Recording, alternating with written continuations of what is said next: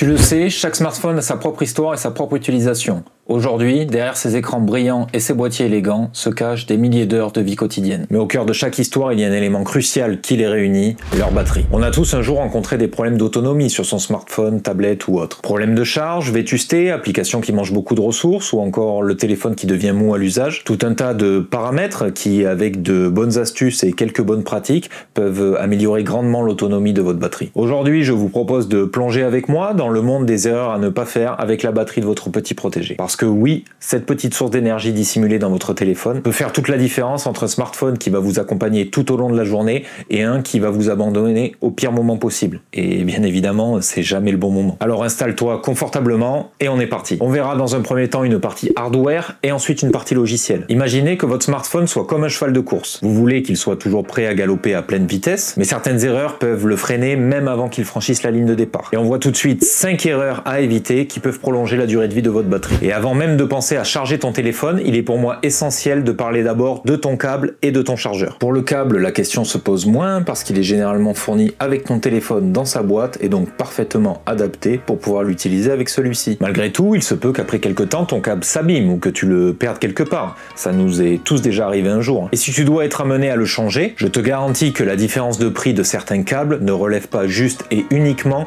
de la marge commerciale de la marque. Les sections de câbles à l'intérieur ne sont pas les mêmes et les technologies et les soudures non plus. Alors sans tomber non plus dans la Rolls-Royce des câbles, mais si tu dois être amené à le changer, je te conseille d'en prendre un de la marque de ton téléphone ou de te tourner vers des marques connues et reconnues comme Anker, Ugreen ou encore Belkin. Et pour le chargeur, là c'est autre chose. Depuis quelques années, on ne retrouve plus le chargeur fourni dans la boîte avec son téléphone. Il faut donc alors se tourner vers l'achat. Et là, comme pour les câbles, je vous déconseille d'utiliser des chargeurs bas de gamme de type chinoiserie, par exemple, ou pour 10 € vous en auriez 3. Je n'ai rien contre ces objets, je suis d'ailleurs très bon client d'AliExpress ou d'Amazon, mais pas sur des câbles ou des chargeurs. Et c'est pour exactement les mêmes raisons que pour les câbles. D'autant plus qu'avec un chargeur de mauvaise qualité, en plus de chauffer en lui-même, vous pourriez bien détériorer votre batterie. Et c'est encore plus vrai, forcément, pour les chargeurs rapides de mauvaise qualité. Alors il existe une multitude de chargeurs sur le marché, et je vous conseille toujours, comme pour vos câbles, de vous tourner vers les chargeurs des constructeurs de vos smartphones, ou ceux des marques reconnues, comme j'ai pu vous citer précédemment. Je vous mets quelques liens en description. L'avantage avec ces chargeurs reconnus, c'est que généralement ils auront tout de même un prix moins coûteux, seront de bonne qualité et compatibles avec quasiment tous les produits, quelle que soit la marque, notamment pour les protocoles de charge rapide qu'ils maîtrisent à la perfection. Au vu des prix des smartphones d'aujourd'hui, et même si je sais que l'on est dans une société de consommation, on espère quand même le garder le plus longtemps possible. Alors si l'on est prêt à mettre plusieurs centaines d'euros dans un smartphone, je considère que l'on peut mettre quelques euros de plus pour avoir un câble et un chargeur de bonne facture. Du moins, c'est mon avis. Et j'ai d'ailleurs exactement le même raisonnement pour les coques de protection. La deuxième erreur à éviter, c'est la surcharge. Oui, je sais, je le faisais aussi il y a quelques années. C'est tentant de laisser brancher son téléphone toute la nuit et c'est vrai, c'est pratique. D'ailleurs, écrivez-moi en commentaire qui charge son téléphone de cette manière. Vous vous couchez, vous posez votre téléphone sur votre table de nuit par exemple et vous le mettez à charger. Et le lendemain matin, il est chargé à fond et c'est impeccable. Eh bien c'est fini, vous ne le faites plus. Alors pourquoi votre téléphone va se charger à fond? Oui. Et oui, les nouvelles technologies des chargeurs, à condition d'en prendre un de bonne qualité, permettent de stopper la charge une fois que votre téléphone est à 100% pour éviter les surchauffes. Oui.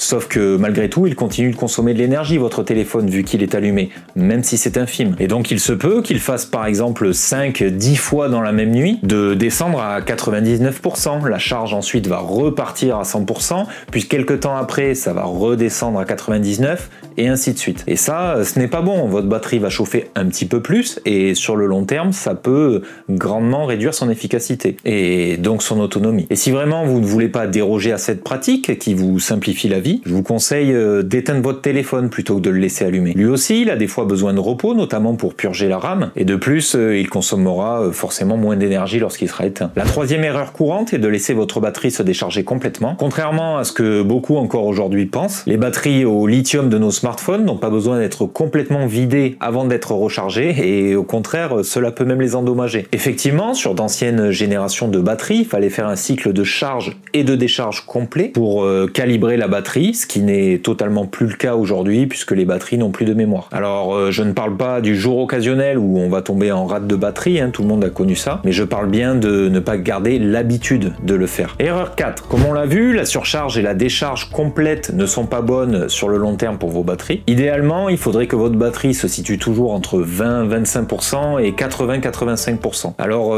pourquoi ces chiffres? Parce que il me semble bien que j'ai payé 100% du prix de mon smartphone et pas 80 ou 85%. Alors sans rentrer dans d'aspects trop techniques, mais c'est tout simplement parce que votre batterie a des cycles de charge. Bien souvent, elle mettra le même temps ou à peine plus pour se recharger de 20 à 80% que de 80 à 100. Ce qui implique forcément que votre batterie va chauffer un petit peu plus. Et comme on l'a vu, la chaleur est l'ennemi des batteries. Comme le froid d'ailleurs, tout ce qui va être température d'un extrême à l'autre. Désormais, chez plusieurs marques, on a vu apparaître dans les options de gestion de la batterie la possibilité de stopper la charge dans les 80 ou 85%, ce n'est pas pour rien. De même que des onglets optimisation de la charge qui sont de plus en plus présents sur nos smartphones. Certains calés même sur les heures à laquelle nous pouvons mettre notre réveil pour que le téléphone arrive juste à bon pourcentage au moment du lever. En somme, tout un tas de réglages pour que votre batterie arrive à chauffer le moins possible, du moins pas plus qu'elle en a besoin pour recharger votre téléphone. Alors le discours, ce n'est pas que vous tuez vos batteries en les chargeant complètement, mais simplement que votre téléphone préférera plusieurs petits cycles de charge dans la journée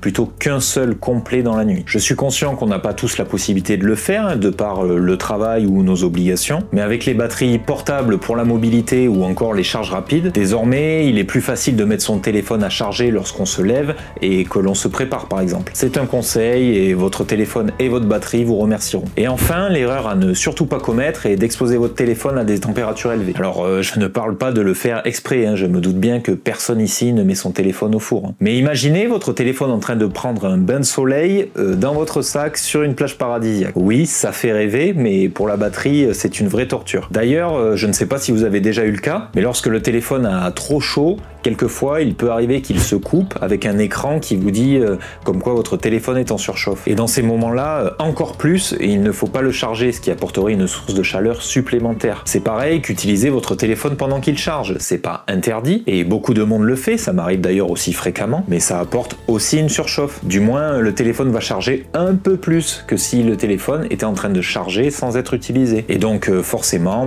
une usure prématurée de votre batterie sur le long terme. Alors, rappelez-vous, une bonne gestion de votre batterie vous permet de garder votre téléphone sur le long terme et vous éviter bien des désagréments. Et là, on parle de téléphone, mais il en sera de même pour tous les objets équipés de ce type de batterie, et même les voitures électriques. Bien, maintenant que ça s'est vu, on va voir la partie logicielle, que vous soyez sur Android ou iOS d'ailleurs. Comment pouvoir économiser de la batterie afin de pouvoir l'utiliser plus longtemps. Parce que parfois, une petite optimisation logicielle peut faire toute la différence en termes d'autonomie et vous permettre de pouvoir utiliser votre smartphone toute une journée sans souci. Et on voit tout de suite 12 astuces où tu vas pouvoir grappiller des pourcentages de batterie. En 1, cela paraît logique et je sais que vous le faites, mais les mises à jour de vos téléphones apportent bon nombre de points positifs. Des fonctionnalités, des résolutions de bugs ou des mises à jour de sécurité, elles assurent normalement plus de stabilité à votre système d'exploitation, ce qui permettra une meilleure gestion de la batterie. Astuce numéro 2, le réglage de luminosité de votre écran sur automatique est le plus optimal pour votre batterie. Essayez de laisser ce mode par défaut, il s'adaptera en fonction des conditions de luminosité pour que vous puissiez avoir un affichage toujours adéquat. Ce qui n'empêche pas de pouvoir forcer la luminosité si vous ressentez le besoin en fonction de ce que vous faites à l'écran. L'astuce numéro 3, c'est de se déconnecter du Wi-Fi ou du Bluetooth si tu ne t'en sers pas. Et oui, quand tu es chez toi, tu es certainement en Wi-Fi sur ta box, jusque-là pas de problème. Et si tu ne l'es pas, fais-le. La connexion 4G et 5G consomme plus de ressources que la connexion Wi-Fi. Mais quand tu vas sortir, le mieux est de désactiver le Wi-Fi. Et le désactiver complètement dans les réglages, pas seulement se déconnecter du réseau sur lequel tu es. Réellement, couper la connexion. Parce que si tu ne le fais pas, ton téléphone va constamment chercher les réseaux Wi-Fi qui sont à proximité de toi et de ce fait, forcément diminuer ton autonomie de batterie. Astuce numéro 4, sur les smartphones récents, tu as la possibilité d'avoir ton écran toujours allumé avec des informations réduites comme la date, le pourcentage de batterie ou l'heure par exemple. Même si la luminosité est beaucoup plus faible, il n'empêche que l'écran est allumé, donc consomme plus de batterie. Désactive-le si tu ne t'en sers pas ou si tu es à court de batterie. Astuce numéro 5, désactive ton assistant vocal si jamais tu n'en as pas l'utilité. C'est une astuce que je ne mets pas en pratique parce que personnellement moi je l'utilise beaucoup, mais si ce n'est pas le cas pour toi, désactive-le. Et oui, parce que pour qu'il puisse t'entendre lui dire dis ou ok, c'est qu'il tourne constamment en tâche de fond. Et le désactiver te permettra donc de gagner du pourcentage de batterie. L'astuce numéro 6, c'est de ne pas fermer les applications que tu utilises le plus dans le multitâche, et je dis bien celles que tu utilises le plus. Laisse dans le multitâche celles que tu vas te servir plusieurs fois dans la journée et ferme les autres parce que mine de rien, elles vont consommer un peu de batterie. Alors pourquoi faire ça? Parce que lorsque tu fermes ton application en tâche de fond et que tu vas venir la réouvrir, elle va redémarrer et donc consommer plus de batterie. Donc si tu utilises beaucoup les réseaux sociaux par exemple, Instagram, Facebook, Twitter, YouTube, WhatsApp, laisse-les ouverts dans ton multitâche dans la journée. En revanche, et là ça n'a rien à voir, mais si tu rencontres un bug sur une app, la fermer complètement et la réouvrir peut peut-être résoudre ton problème. Astuce numéro 7, désactive ta géolocalisation. Tu as la possibilité dans tes réglages d'activer ou désactiver la géolocalisation par application et tu as le choix entre plusieurs modes. Jamais, toujours activé ou alors uniquement lorsque l'app est active. Je te conseille de la désactiver pour tes applications qui ne nécessitent pas du tout de te géolocaliser. Pour d'autres, activer juste lorsque l'app est active peut suffire.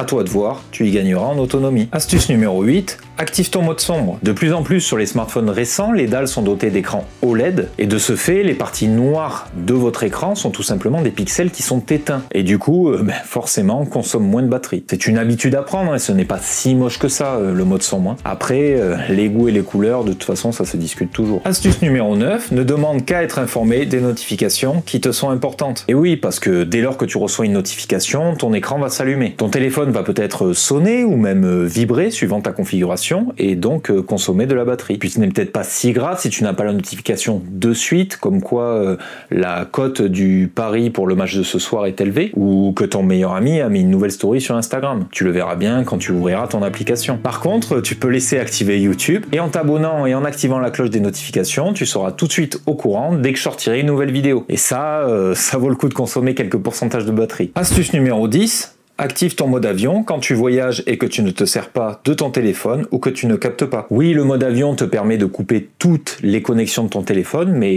il n'est pas juste fait pour être utilisé en avion. Lorsque tu voyages en train par exemple ou en voiture et que tu n'utilises pas ton téléphone ou du moins pas le réseau 4G ou 5G, tu peux activer ton mode avion pour ne pas qu'il cherche sans cesse du réseau pour pouvoir s'y connecter. C'est le même principe que l'on a vu tout à l'heure pour la Wi-Fi. Pareil, si tu es dans un endroit à la montagne ou autre et que tu ne captes pas du tout, active ton mode avion parce que ce n'est pas parce que tu ne captes pas que ton téléphone n'est pas sans cesse en train de chercher à se connecter à un réseau. Et quitte à ne pas capter, autant en profiter pour conserver des pourcentages de batterie. Astuce numéro 11, active ton mode ne pas déranger la nuit ou lors des moments où tu ne peux pas te servir de ton téléphone. Configure-le de manière à ce que tes contacts que tu juges privilégiés puissent tout de même te joindre, mais pour le reste, tu les verras quand tu consulteras ton téléphone. Cela permettra de ne pas avoir de notifications et donc pas d'écran allumé ni de vibreur ou de sonnerie, ce qui te permettra de gagner encore quelques petits pourcentages de batterie. 12e et dernière astuce, le mode économie d'énergie.